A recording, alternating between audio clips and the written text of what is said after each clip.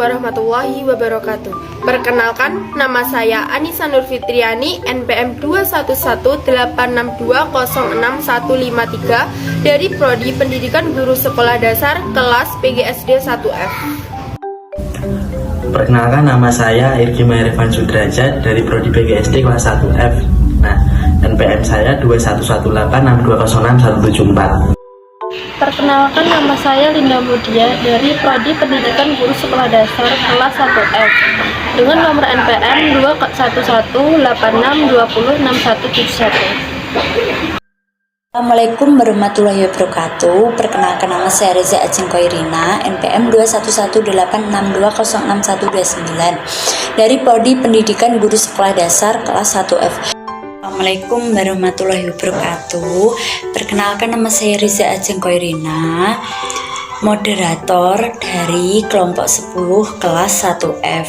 Di sini kami ingin mempresentasikan yaitu tentang komunikasi pendidikan. Terima kasih. Assalamualaikum warahmatullahi wabarakatuh. Di sini saya akan mempresentasikan tentang komponen komunikasi. Di dalam komponen komunikasi terdapat 5 dasar komponen komunikasi. Yang pertama yaitu sumber informasi. Sumber informasi adalah pihak yang mempunyai kebutuhan untuk berkomunikasi. Yang kedua, pesan. Pesan yaitu apa yang disampaikan oleh pengirim kepada si penerima pesan tersebut. Yang ketiga, saluran atau media. Saluran atau media adalah alat yang digunakan untuk menyampaikan pesannya kepada penerima pesan. Yang keempat yaitu penerima.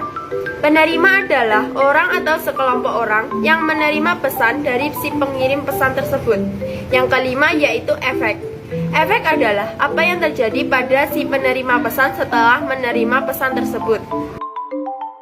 Namun, di dalam komponen komunikasi bukan saja hanya ada pada 5 komponen dasar, melainkan juga unsur-unsur utama yang harus diperhatikan di dalam komponen berkomunikasi. Yang pertama yaitu umpan balik. Umpan balik adalah respon penerima pesan yang mampu mengaruhi si penerima pesan untuk berkomunikasi selanjutnya. Yang kedua yaitu gangguan. Di dalam komponen komunikasi, gangguan bukan hanya satu, melainkan ada 7 gangguan kendala komunikasi. Yang pertama yaitu gangguan teknis. Yang kedua, gangguan sinematik. Yang ketiga, gangguan fisik. Yang keempat, gangguan status. Yang kelima, gangguan kerangka. Yang keenam, gangguan budaya. Yang ketujuh yaitu kontaks. Fungsi komunikasi dalam penelitian oleh Michael Bebiak. Fungsi komunikasi yaitu 1. Fungsi ekspiratif. Fungsi ekspiratif adalah menyampaikan dan menyalurkan emosi, perasaan dan pikiran. Perasaan yang tersebut dapat disalurkan melalui simbol-simbol verbal dan non-verbal. Contohnya, ibu menunjukkan rasa kasih sayang kepada anaknya dengan membela anaknya. 2. Fungsi ritual. Fungsi ritual sangat berkaitan dengan fungsi ekspiratif yang biasanya dilakukan secara kolektif atau bersama, seperti upacara, perayaan dan kegiatan keagamaan dilakukan pada waktu-waktu tertentu. 3. Fungsi instrumental. Fungsi ini mempunyai tujuan umum yaitu menginformasi, mengajar, mendorong dan mengubah sikap perilaku bertujuan menghibur. Tujuan dan fungsi ini yang bersifat persuasif yang yaitu membujuk. Prinsip komunikasi pada dasarnya merupakan penjabaran lebih jauh definisi atau hakikat komunikasi. Persamaan dalam berkomunikasi dapat diibaratkan 2 buah lingkaran yang bertindingan satu sama lain. 3 prinsip dasar komunikasi yaitu 1. Komunikasi hanya bisa terjadi bila terdapat pertukaran pengalaman yang sama antara pihak-pihak yang terlibat dalam proses komunikasi atau sharing similar experience. Yang kedua, jika daerah tumpang tindih atau the field of experience menyebar, menutupi lingkaran A atau B menuju terbentuknya suatu lingkaran yang sama, maka makin besar kemungkinan tercipta suatu proses komunikasi yang efektif atau mengena.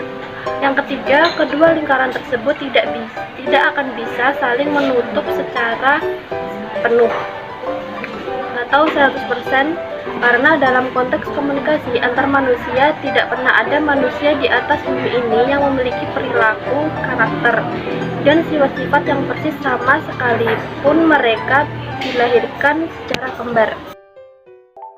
Mulyana menjelaskan bahwa terdapat 12 prinsip komunikasi yaitu A. Komunikasi adalah proses membidik. B. Setiap perilaku mempunyai potensi komunikasi.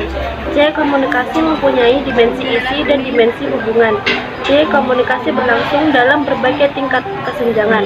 E. Komunikasi terjadi dalam konteks ruang dan waktu. F. Komunikasi melibatkan prediksi peserta komunikasi. Di sini saya akan mempresentasikan yaitu tentang model komunikasi. Model komunikasi adalah representasi dari komponen-komponen penting dalam komunikasi tersebut. Nah, model komunikasi yang terus-menerus berkembang saat ini yaitu model SR. Model SR adalah model komunikasi yang paling sederhana dan menggambarkan komunikasi sebagai proses aksi dan reaksi. Kedua yaitu model Aristoteles. Model Aristoteles adalah tokoh pertama yang mengkaji dan tujuan persesuai dan merupakan perumus model komunikasi pertama. Nah, ketiga yaitu model Laswell. Model Laswell adalah model menjelaskan fungsi pendidik sebagai pihak yang membantu menghubungkan atau mengorelasikan atau mengumpulkan respon orang-orang terhadap informasi baru. Keempat yaitu model Berlo. Model Berlo adalah informasi yang disampaikan dan juga dapat diartikan sebagai terjemahan gagasan ke dalam kode simbolik. Terima kasih.